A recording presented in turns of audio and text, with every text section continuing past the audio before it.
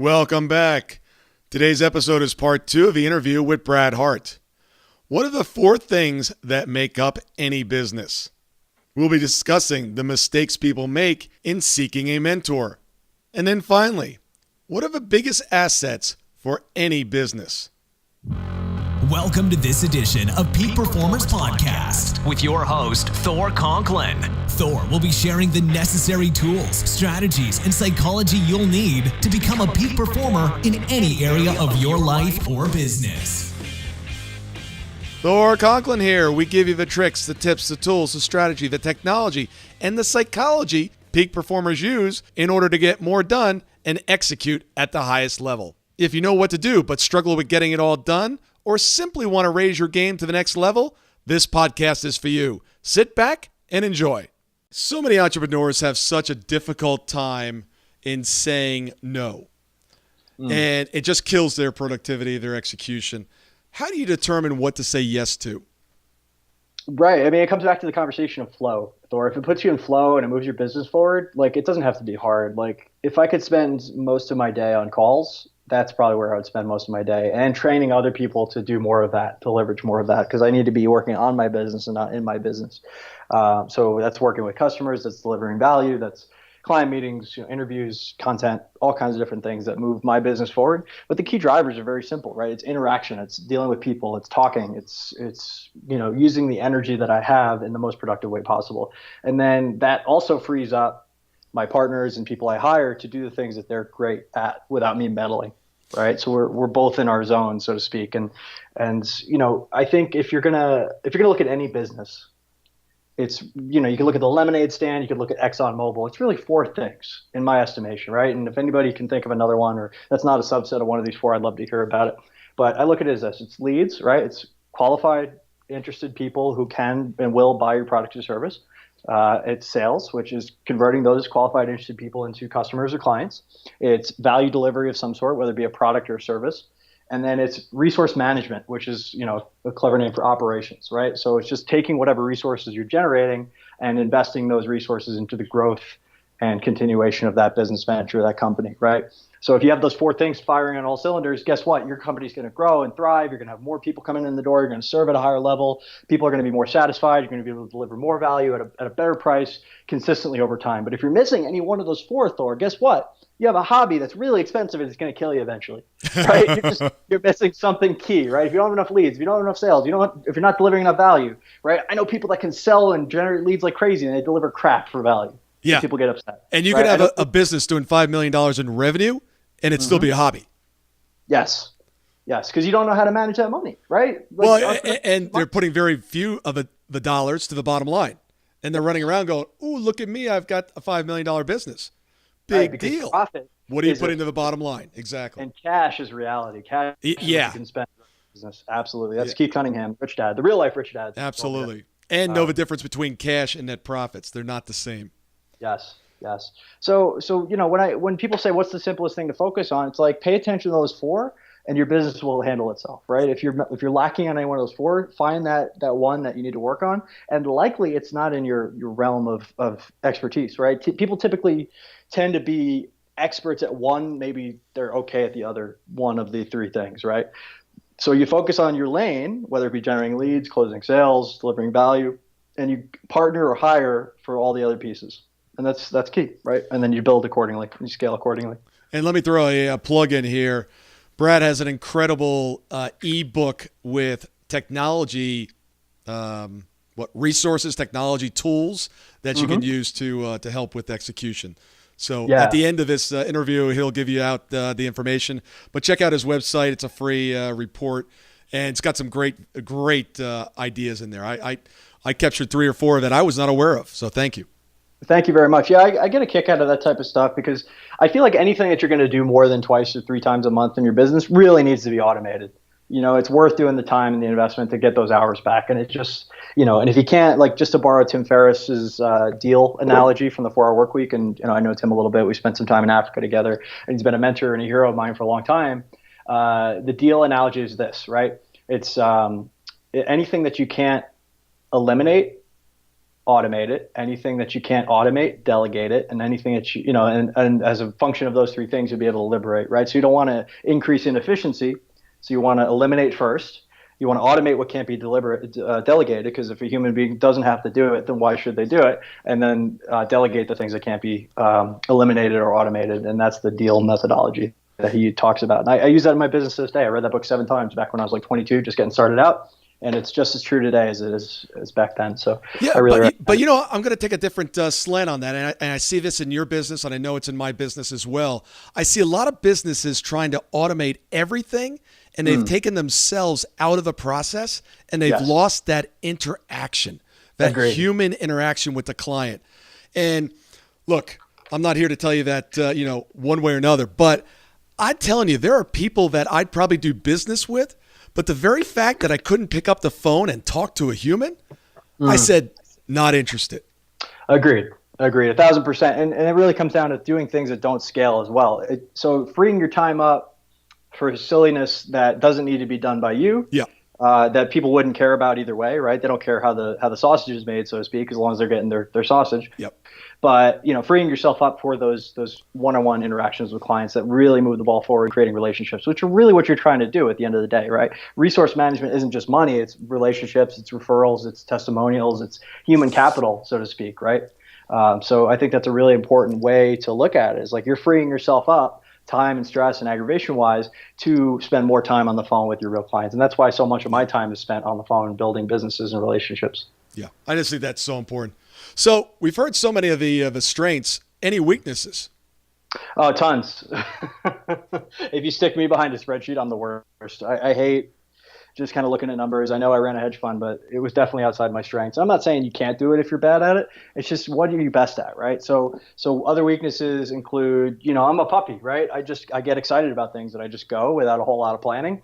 It pays to kind of plan every once in a while, right? Depending on what you're trying to accomplish. Yep. Sometimes the aggressive approach is not the best approach, right? People, even if you don't play politics, people play politics. Even if you aren't power hungry, people are power hungry. So you got to kind of understand what the situation is and get better at listening and really truly taking your best shot at any given opportunity or scenario or what you're trying to accomplish, because ultimately the way you interact and think about the world is probably a lot different than the people that you're dealing with on any given day, right? So really taking the time to understand and gain intelligence and really just, who am I dealing with? What are the variables? How does this person look at the world? And really take the time to put yourself in their shoes and understand where they're coming from, what their needs are. That's the very best way to create a business opportunity, to negotiate, is just to find a way where everybody can win and then present that and not try to be, a grab for all the marbles type of guy, right? I'd rather lose a few little nuggets or percentage points along the way and win the game,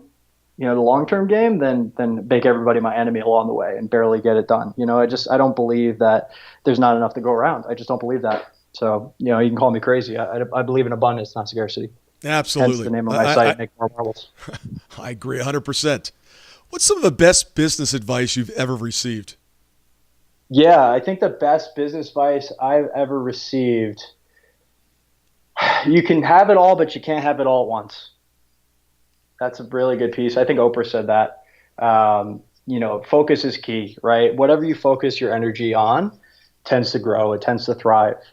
So whatever you decide you want in life, there's no wrong answer to that question. But if you decide what it is and why you want it, focus is really important. Putting your best productive hours into it every single day until you achieve the result is important. And if you're not willing to do that, there's somebody out there that is willing to do that and will beat you to it. What about some of the worst advice you've ever received but didn't know it at the time? Oh, that's a great question. Let me think for a second. So the worst advice I ever received but didn't know it at the time was to essentially try and be good at everything at some point, right? Like to have a basic understanding of how everything works in a business or in my job. And I still kind of suffer from this from time to time because I want to be able to train and understand where things are broken. But in reality, Thor, there's too much for one human. That's why we have specialization. I don't care how smart you are. You're never going to be good at everything. So what I've started to do now instead of trying to know everything or at least a little bit about everything, is I try to just really specialize and then hire people and know what questions to ask to make sure they're the right people. And I work a lot on recommendations. That's really the key, I think, piece of success is that, it's a small world. When you get into any industry, you start to meet the top players and the world gets smaller and smaller and smaller. So I just ask for referrals, and people who have reputations tend to seek, the top of the barrel, right? They tend to be the cream of the crop, and they tend to rise up, and those are the people I seek to work with, and we work out deals that make sense for everybody. So instead of being a generalist, be a specialist and just hire out. Did you have a mentor growing up? Yes, I had a lot of great mentors. I still do, and I still seek to create those types of relationships. And, I think mentor is kind of a loaded word. Everybody thinks of mentorship as a mentor and an apprentice, right? Just one-on-one. But in reality, you can be mentored by Tony Robbins by reading his book or going to a seminar. You can be mentored by Peter Diamandis by reading his emails every week. You could be mentored by Thor Conklin by listening to his radio show, right? You don't need to know this person personally. You must be mentored by Thor Conklin by listening to his radio show, Peak Performance Radio. And people get hung up on like, oh, well, I got to be in their circle, or I got to but what makes you think they're saying things behind closed doors that aren't available in some other medium, right? If they're really that successful, and success leaves clues, as Tony says, it's obvious that they've had a lot of interaction with people in interviews and public forums. I mean, we have YouTube now, we have podcasts, we have so many different ways to access the knowledge of an individual. And even if you don't find the answer you're looking for, you can always email that person. And then the other piece that people get screwed up is that they rely on one source or one person too much, right? They say, oh, well, it's got to be the way this person says. But in reality, that person is a different person of a different generation, possibly, with a different set of skills, a different set of life experiences than you. So in reality, you really need to be seeking out a multitude of mentors that can inform but not illustrate your life, right? They can give you a good idea and the motivation and inspiration that you might need at any given time on how to accomplish a goal, but you're not hung up on any one little thing, right? You're getting a more of a general view, and then you get really specific and hyper focused on what you're going to do. And then when you look back, you'll say to yourself, wow, that's not the way I intended for it to show up, but I got the result, right? Or you'll look back and you'll say, I'm really glad that I didn't get too hung up on any one thing, and I was flexible in my approach because that's what made all the difference. If I had never tried that thing, I would have never got that result. And I know I hate to speak in generalizations, but that's really true. Like anytime you accomplish something great, it's always the things that you could have never anticipated that made the most difference. So try not to connect the dots looking forward. Try to connect them only looking back, and be open to whatever life has to offer you. Great advice. Tell us a little bit about the new venture and the pain points that it solves for your customers and what that ideal customer looks like. Sure. So I partnered up with Miguel Hernandez. Miguel is a top Udemy instructor. He's done 500,000 plus in revenue on Udemy, 20,000 plus students, a lot of happy reviews, over 500 testimonials, and people love Miguel and his content, right? The issue was that he wasn't getting the type of ongoing customer relationships through Udemy that he really loved, and he wasn't building an email list, which is the biggest asset for any online business or any business in general. You want to have direct, no moat essentially between you and your customers. You want to be able to consistently add value and nurture and build those relationships over time. So Udemy wasn't providing that. And what he decided to do was to build out a platform, because other instructors had this issue as well, where anybody could learn to market using their own tools that they have and not have to rely just on a third-party platform. Not that those are bad for any reason, they're just different, right? And then in doing so, build a really great asset. So we came up with this great idea. We thought, how could we make this a service for entrepreneurs? And teach our own courses about it. So what we came up with is called marketyourcourse.com. And Market Your Course is essentially just a set of tools we wish we had, 2, 3, 4, 5 years ago, to create a product online or a training or service or seminar, whatever you want to do, and then market it to the people who need it. Find those people as cheaply as possible, bring them into your fold, market to them and sell to them effectively, serve them at a high level, and leave them smiling, right? And really excited to do business with you and refer you again. And how do you do that at scale, right? We want to take people who are successful in the 5 to 6 figure range on their own and help them get to the 7 and 8 figure range. And we partner with a limited number of people on a more consultancy or done for you service type basis. But really, we want to teach the masses, hey, this is the very basic fundamentals of matching up your products or service, validating it, creating it, and then getting it out to the world. So that's our key focus so far. It's been really great. I mean, we just started it this year, but we already have some great clients. And what's the biggest pain point that you remove for them, or what's the biggest value that you're getting back from the client's feedback of, this is what I really needed, this was the piece that was missing? Yeah, I think most people just get tied up with like, oh my God, do I need Infusionsoft? Do I need ClickFunnels? Do I need this tool, that tool? What do I do? Webinars, video series, emails. What do I focus on? There's just a sea of possibilities. And the problem is they all work in some instances, right? Somebody somewhere is getting value out of each one of those things, but they're not all right for every person or every type of business or every product. So we really just remove the freak out, the analysis paralysis that people tend to have when they look at all their options, and this person's saying do this and that person's saying do that. And the problem is they're all right in some circumstances, but we can say, all right, well, this is the outcome that you want, and the how, let's leave that aside for now. Let's get really clear on the what and the why, and then we help you piece together the puzzle that makes sense for your business. And that's really like the thing that I think allows people to focus on. Typically people who come to us are really good value creators. They create amazing products and services. So we allow them to focus on that and not worry so much about the leads and the sales part of it.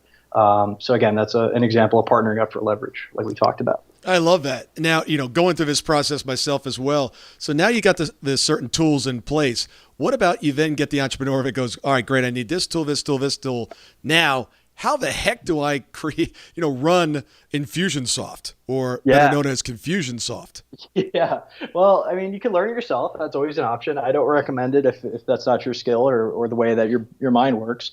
It's a very powerful tool with a lot of functionality, but most of it you won't need, right? 90% of it you won't need it. So typically, if you're going to use Infusionsoft, I would say get competent in the very small things like, getting an email campaign setting up and, setting up timers and things like that. That's the basics, right? And then, either hire somebody or get really good at just doing those basic things, which will get you most of the way there. But yeah, not getting too in the weeds with everything that it could do or should do, just focusing on the things that really matter for your business. And do you help them find the right resources? So you got the right tool. Now I need somebody that shows me how to work this thing. How do I find somebody that, is reasonable and competent in this product? Do you help have a resource there? Absolutely. The great thing about working with us is we're full service, right? So we would assign somebody to your account that can manage it for you, and then, has availability during the week where you could pop in and change little things. But we're really planning to not need any emergencies to happen, right? Typically we'll set up campaigns, what we call evergreen campaigns, which is different than a launch in the sense that it's running constantly 24/7, but with the look and feel to the customers and the clients that there's actual real scarcity in place. Like we use certain tools that allow us to close sales pages after a certain amount of time, and do countdowns and things like that, and give people incentives to act now, even though it's a consistently running campaign. That one prospect will not be able to buy after a certain date. So that's like one example. So when you hire somebody like us, you get the benefit of that and knowing how all the ins and outs of that work. But also, we can also refer out, and we have a great network of people who, if you decide to go in a different direction, are contractors, and you can hire or work with on a contractual basis. So it's not like you have to hire another employee, which I don't recommend until you're a certain size, right? Until you really have the ability to pay a salary and benefits, there's no need to, right? You can just work with independent contractors and grow your business that way. And it might be a little less reliable, but people are people. They come with some different foibles, if you will. Right? They get sick, they change their life goals, they move on. It's okay, but having like a big diverse network and service providers that have those networks that you can tap into, as well as referrals, is a really valuable thing so that you don't lose a lot of uptime. And then knowing how to do the very basics yourself is also really important, just in case you got to dive in there and somebody's not available. Yeah. And technology is changing so quickly. Yeah. You need people that are doing it every single day that understand it. Absolutely. Like Facebook ads is a great example. People say they want to do their Facebook ads on their own. I say, you're out of your mind. I don't do my Facebook ads on my own. I partnered with an amazing Facebook ads provider who does that literally every day and looks at Facebook ads all day, because Facebook is going to change their algorithm every 3 months for the rest of the time they're a company, maybe even sooner, right? Yeah. And you just can't keep up with that and still run a business. So why would you even begin to start? Like, I want to have a basic understanding of what does what and how it works, and a general understanding of what's a good idea and what's a bad idea. And then I leave it to the experts, and I incentivize those people to get me the best results possible. And that's it. I just hire the best and incentivize them. I don't need to know how the sausage is made, as long as sausage comes out the end. Right. And what's my ROI? Every peak performer that has ever lived or will live does one thing extremely well. They know how to take their ideas and execute on them. Ideas and knowledge are not power, but the ability to execute on them, that is real power. If you consider yourself a peak performer and really want to take your game to the next level and truly master the science of execution, I would like to send you some information about our upcoming event, Business Execution Summit. Simply take your phone and text the word BESUMMIT, one word, to 41411. And I'll send you some additional information on how to master the most important skill you will ever acquire for your life or your business. Thank you so much for listening today. I really do appreciate your time, and I hope you found today's show valuable. If you would like to receive these shows automatically to your phone or to your computer, simply go to iTunes and subscribe. After listening to several of the shows, if you're so inclined, please leave us a 5-star rating, as this helps us reach additional people and spread the message. If you're truly committed to taking your life to the next level and doing whatever it takes to become a peak performer, but something's holding you back, something is blocking your way, and you just can't seem to figure out what it is, send me an email to info@thorconklin.com, and I'd be more than happy to get on the phone with you. We'll schedule a 15-minute discovery call. No obligation, no cost. I absolutely love to hear from the listeners, and if there's something I can do to help, I'd be more than happy to do that. Also, if you found something of great interest in today's show and you want to share that with your friends and family, simply go to my Facebook page, Thor Conklin. Click on the episode, hit the share button, and share it on your page. You can follow me at Twitter at Thor Conklin. The website is thorconklin.com. We're constantly adding new free resources, discussing additional tricks, tips, tools, and strategies on how to be a peak performer. Remember, I try to keep these episodes short so you can listen to them during dot time, doing other things, commuting, driving, walking, working out. Decide to be a peak performer in all that you do. And until tomorrow, have an absolutely amazing day. That concludes part 2 of our interview with Brad Hart. Please stay tuned later this week for part 3 and the conclusion.